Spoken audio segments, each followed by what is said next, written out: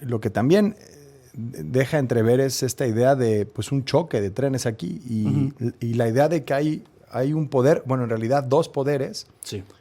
que están ignorando al Poder Judicial.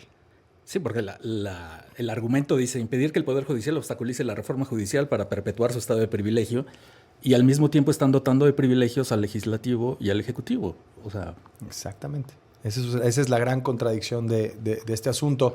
Y se presenta como este gran proyecto, luego se matiza, sí. se va acotando, pero en esencia pues es exactamente lo mismo. O sea, no es de la escala de lo que se presentó originalmente, pero sigue estableciendo pues estos privilegios para el legislativo y el ejecutivo. Y lo grave, pues que entremos ya en un curso de crisis constitucional porque hay dos poderes ignorando a un tercero. O existes en los términos en los que yo creo que debes de existir, o te ignoro. Sí. Y la misma cantidad de recursos se pueden aplicar sobre estas modificaciones por parte del Poder Judicial. Sí, sobre esto escribe hoy Carlos Bravo Regidor y le agradecemos muchísimo que nos tome la llamada. Querido Carlos, no sé si tuviste la oportunidad de escuchar al senador Javier Corral. Dice, estamos discutiendo en este momento la iniciativa. Ha cambiado de manera sustancial de su forma original, pero lo que deja en claro pues, es que el objetivo sigue siendo el mismo, ¿no? Promover una reforma constitucional para evitar que se puedan limitar la existencia de controversias constitucionales por parte de otros poderes. ¿Qué tal, Enrique? ¿Cómo estás? Sí, tuve la oportunidad de escuchar la entrevista con el senador Corral y si me das chance de empezar un pasito detrás de la pregunta que estás haciendo, porque él terminó, digamos, hablando del conflicto de interés que tienen los jueces en este sentido cuando otorgan suspensiones respecto a una reforma que les es adversa, ¿no? Yo creo, y lo digo sinceramente, que el oficialismo ahí tiene un punto. Por supuesto que el Poder Judicial, como la reforma se trata del Poder Judicial y se puede controvertir ante el Poder Judicial, pues el Poder Judicial termina siendo juez y parte. Exacto. Es verdad, eso es cierto. Pero lo que me sorprende mucho que no digan, y que ya ahorita estaban ustedes comentando entre esa entrevista y esta, es que también hay un conflicto de interés de parte del oficialismo que presenta esta reforma y luego quiere adjudicarse la facultad de decidir la legalidad de los recursos que se interponen en su contra. Ahí también hay un conflicto de interés. Sí. O sea, es doble, no es nada más. Y por eso estamos en una crisis constitucional, porque aquí carecemos de un árbitro que pueda adjudicar, que pueda de alguna manera zanjar el conflicto sin estar involucrado a su vez en él. Es cierto que los jueces tienen ese problema, pero es cierto también que ni al Poder Legislativo ni al Poder Ejecutivo le corresponde determinar la legalidad de los recursos que se interpongan en contra de una reforma que ellos promovieron.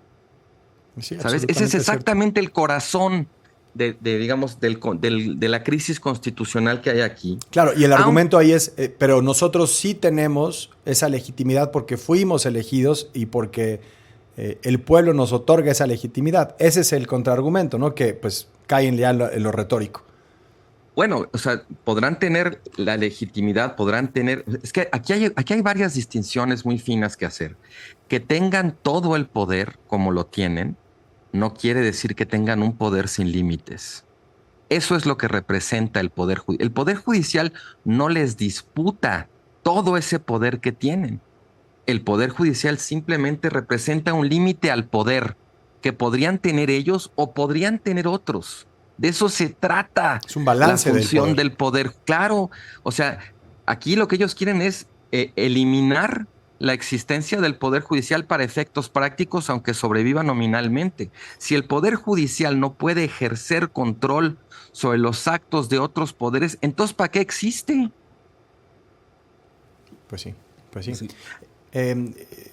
Me parece también, le preguntaba al senador Javier Corral al inicio, que en esta victoria de poder absoluto de la que también hablas tú, Carlos, no dieron espacio para nada, es decir, se convirtió ya en un asunto existencial para el Poder Judicial. Sí. Fue tanto el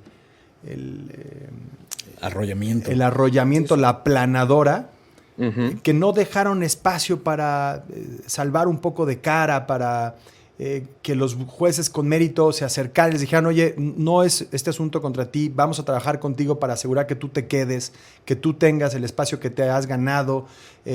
No hubo esos canales finos de mano izquierda para, dentro del propio Poder Judicial, en donde sí existen las diferencias y todo esto, pues lograr construir ciertas alianzas y los dejan a todos en este mismo grupo de Poder Judicial corrupto, Poder Judicial lleno de privilegios, Poder Judicial que no funciona y entonces, pues, acorralados, pues, ¿qué hay? Pues esto que estamos viendo, una crisis constitucional. Sí, mira, por un lado tienes mucha razón ahí. Yo creo que se ha notado mucho la falta de voluntad de diálogo de parte de la coalición obradorista en el Congreso y el Ejecutivo. Y esta sensación como de que ya ganamos la elección, no tenemos que transigir con nada, no tenemos que dialogar, no tenemos que negociar. Esta sensación de aplanadora que ya estaban ustedes mencionando por un lado, pero también hay otra cosa que es las acusaciones de corrupción se tienen que probar, sobre todo si quieres proceder jurídicamente a partir de ellas, como pareciera ser el caso, ¿no? Yo tengo muchas dudas que tenga la capacidad de atajar la corrupción en el Poder Judicial, porque no se trata de eso. O sea, ahora sí que si fuera cierto eso de que por ser electo popularmente ya tienes de alguna manera una garantía contra la corrupción, pues entonces no habría corrupción en la presidencia de la República. Ni en el legislativo, como le decíamos al propio senador, ¿no? Pues por supuesto que hay legisladores corruptos y no todo el poder legislativo debe ser etiquetado como corrupto y de privilegios, ¿no? Así no se solo porque es votado problema. Es la diferencia, ¿no? Pues Exactamente. Pues Carlos Bravo, veremos si este asunto no termina generando un problema, una crisis no solo constitucional, política en el inicio del mandato de la presidenta Claudia Sheinbaum. Gracias por estos minutos en Tiempo Real.